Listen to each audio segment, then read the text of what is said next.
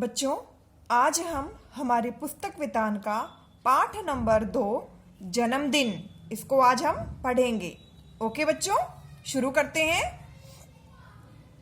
शाम का समय था। पापा बैंक से आ गए थे। चाय पीकर वे बोले, शोभित चलो ताज़ी हवा में थोड़ा घूम आएं। दोनों पास की पहाड़ी पर पहुंचे। पापा आगे बढ़ गए, पर शोभित खड़ा था। वह उन रंग बिरंगी पतंगों को देख रहा था जो आसमान में उड़ रही थीं। बच्चों, अभी हमने जो पढ़ा इससे हमें यह पता चलता है कि एक शोभित नाम का लड़का है जिसके पापा बैंक से आ गए थे। शाम का समय था। चाय पीकर पापा बोले, शोभित चलो ताजी हवा में थोड़ा घूम आएं। और दोनों पास की पहाड़ी पर पहुंचे। पापा आगे बढ़ गए, पर शोभित खड़ा था। वह आसमान में रंग बिरंगी जो पतंगे उड़ रही थी उनको देख रहा था। आगे देखो बच्चों। शोभित को सबसे सुंदर लगी लाल पतंग, बिल्कुल उगते सूरज जैसी। वह ध्यान से उसे देखने लगा। तभी पापा की आवाज सुनाई पड़ी, अरे शोभित कहाँ खो गई? अब शोभित को सबसे सुंदर लगी लाल पतंग जो उगते हुए सूरज जैसी थी। वह उसे ध्यान से देखने लगा। तभी उसे पापा की आवाज सुनाई पड़ी, अरे शोभित कहाँ खो गई? शोभित, पापा मुझे ऐसी गोल लाल पतंग चाहिए। शोभित ने अपने पापा से कहा, पापा मुझे ऐसी गोल लाल पतंग चाहिए। पापा, हाँ हाँ क्यों नहीं, तुम्हारा जन्मदिन आने वाला है, उस दिन रविवार है, तब उड़ाना लाल सूरज सी पतंग अपने मित्रों के साथ। मित्रों मतलब दोस्तों के साथ। शोभित उदास हो गया। पापा ने बोला, हाँ हाँ क्यों नहीं, तुम्हारा जन्मदिन आने वाला है, उस दिन रविवार है, तब तुम अपने मित्रों यानी दोस्तों के साथ पतंग उड़ाना। उदास हो गया। दूसरे दिन शोभित माँ के साथ बाजार गया। बाजार में पतंगों की दुकान पर कई पतंगें लटकी हुई थी।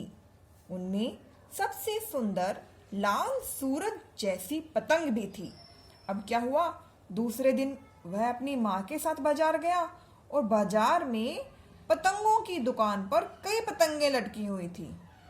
उनमें सबसे सुंदर कैसी पतंग थी? लाल सूरज जैसी पतंग भी उनमें थी। शोभित ने माँ का हाथ खींचते हुए संकेत किया। संकेत मतलब इशारा करना। बोला, माँ मुझे वह पतंग चाहिए। शोभित ने अपनी माँ का हाथ खींचते हुए कहा, माँ मुझे वह पतंग चाहिए।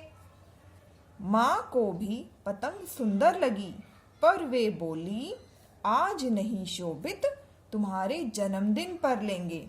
माँ ने भी शोभित से यही कहा, शोभित आज नहीं लेंगे, तुम्हारे जन्मदिन पर लेंगे। फिर देखो बच्चों क्या हुआ, शोभित फिर उदास हो गया। जन्मदिन आ गया। पापा के साथ शोभित पतंग लेने गया, पर यह क्या, पतंग तो बिक चुकी थी। शोभित का मन उदास हो गया।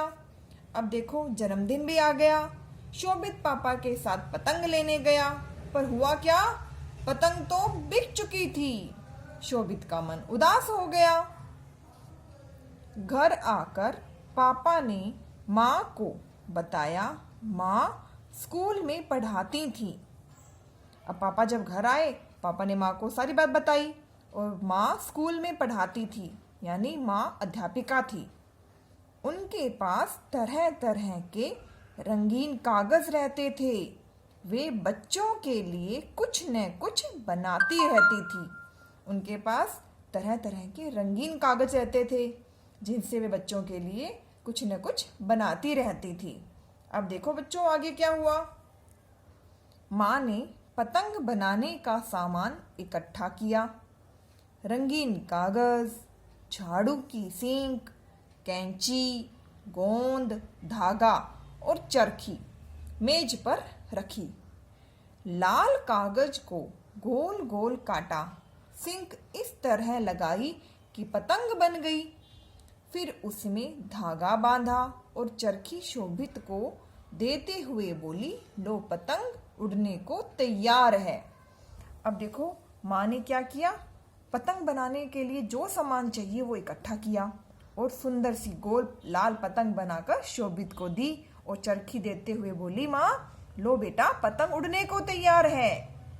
माँ ने शोभित के मित्रों के लिए भी अलग अलग, माँ ने केवल शोभित के लिए पतंग नहीं बनाई, माँ ने शोभित के मित्रों यानी दोस्तों के लिए भी बनाई अलग अलग तरह की रंग बिरंगी पतंगें बनाई। माँ ने शोभित के दोस्तों के लिए भी अलग अलग तरह की रंग बिरंगे पतंगें बनाई। पहले केक कटा, सबने जन्मदिन की बधाई गाई। केक, मिठाई, आलू की टिकिया और बहुत सी चीजें खाई। फिर सब भागे पार्क की ओर अपनी अपनी पतंग उड़ाने।